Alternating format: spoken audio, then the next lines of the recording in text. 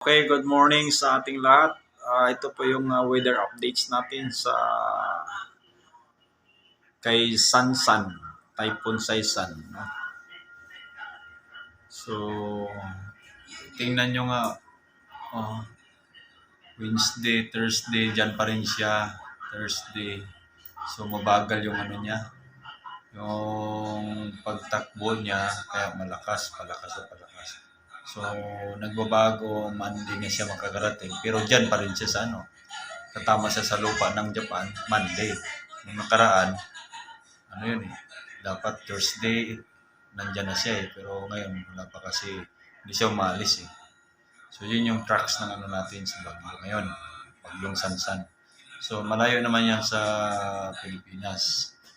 Pero yung hatak niya, kaya maraming pag-uulan, malakas yung ulan dito sa Pilipinas. So, ito yung Sansan. Yan. Hindi pa siya nakarating doon sa Japan Balik din natin sa yung sa yung sa Pilipinas, yung isa. Yung sa taas niya ito, yung pagbaba niya. Yung kanina, ayan, mga pag-ulan. Yan. Kaya maulan ngayon dito sa Pilipinas. Kung nakita niyo may pula, yan. Ulan yan Malakas yan. Sa Mindanao, wala masyado sa Mindanao.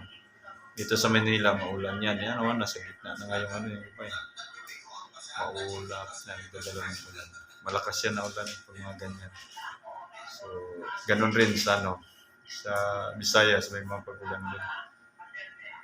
Sa Mindanao, may lang, wala pa masyadong iba Ito sa yan sa Manila, yan, yung mga pag-ulan yan. Malakas yan.